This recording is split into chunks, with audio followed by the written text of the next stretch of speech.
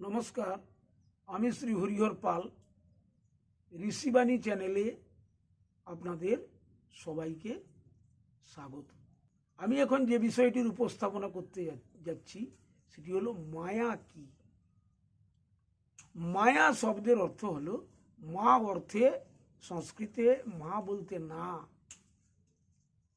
আর অন্তস্থ একার কথাটির অর্থ হচ্ছে অস্তিত্ব। যার অস্তিত্ব নাই তাই মায়া।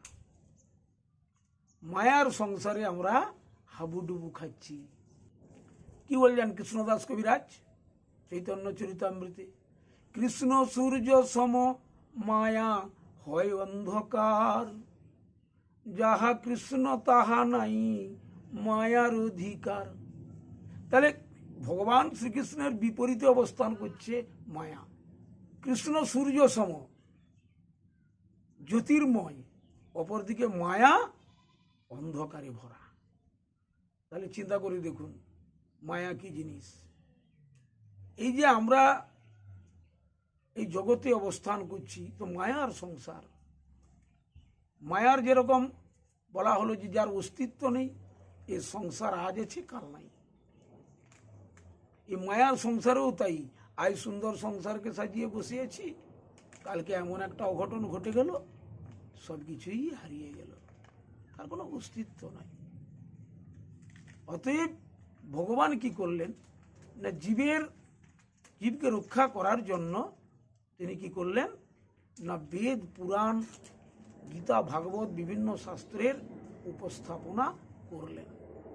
আরও বলা আছে চৈতন্য চরিতামৃতে যে মায়ামুগ্ধ জীবের নাই শত কৃষ্ণ জ্ঞান।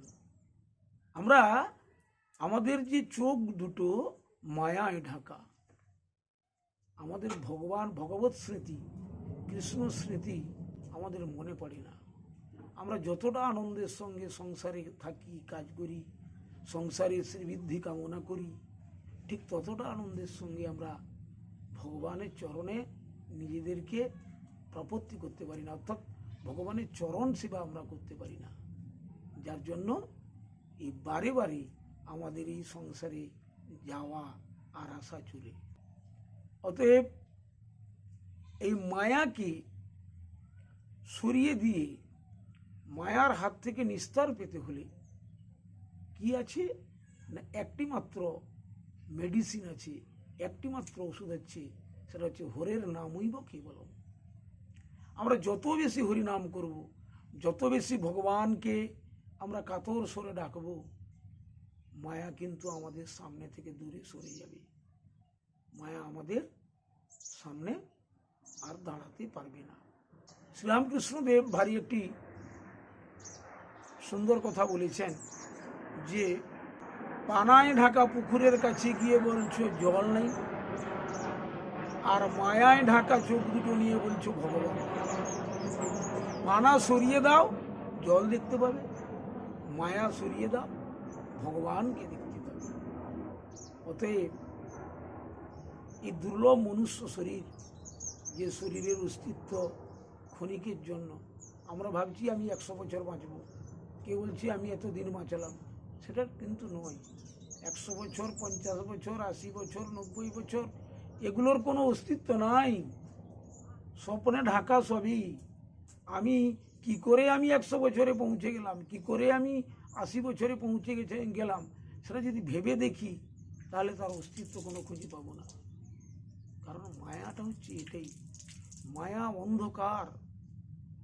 মায়া কি করে বলপূর্বক জীবের চিত্তকে জগতের দিকে আকর্ষণ করে, কারণ এটাই তার কাজ। সে অঘটন ঘটন পটিয়েছি, সে অঘটন ঘটন ঘটাতে পারে। আর মায়ায় ঢাকা চোখ, মায়ায় আবৃত যে আমার মন, সে কখনো কিন্তু চায় না ভগবানের চরণকে স্মরণ করতে, ভগবানের নাম, ভগবানের লীলা শ্রবণ করতে। সে সবসময়ই চায় সংসার সুখে নিমগ্ন হতে। কিন্তু সেটা কতক্ষণ, সেটা কতদিন, দেখতে দেখতে দিনগুলো চলে যাবে। কবি বলেছেন, কালো স্রোতে ভেসে যায় জীবন যৌবন ধনমান। এটার কোনো অস্তিত্ব নাই, এটা কোনোদিন থাকবে না, এটা চলে যাবে। এটা কিন্তু একটি মাত্র এই জন্য দুর্লভ মনুষ্য জীবন লাভ করে আমাদের একটি মাত্র কাজ, সেটা কি না ভগবানকে স্মরণ করা।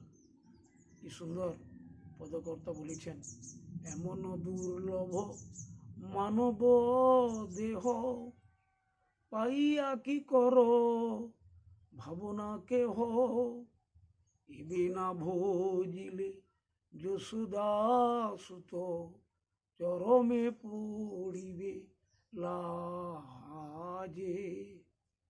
জীবন নিত্য জানো সার, তাহে নানাবিধ বিপদ ভার, নামাশ্রয় করি যতনে তুমি থাকো আপন কাজে। নামকে আশ্রয় করে আমি সব সময় সংসারের কাজ করি, কিন্তু মনে মনে আমাকে ভগবানের নাম স্মরণ করতে হবে। এই মহানাম সংকীর্তন কলিহত জীবের কাছে মহৌষধ। এই মহৌষধ পান করতে হবে আমাদের অহরহ, পড়তে হবে গীতা অথবা শ্রবণ করতে হবে, পড়তে হবে ভাগবত অথবা শ্রবণ করতে হবে।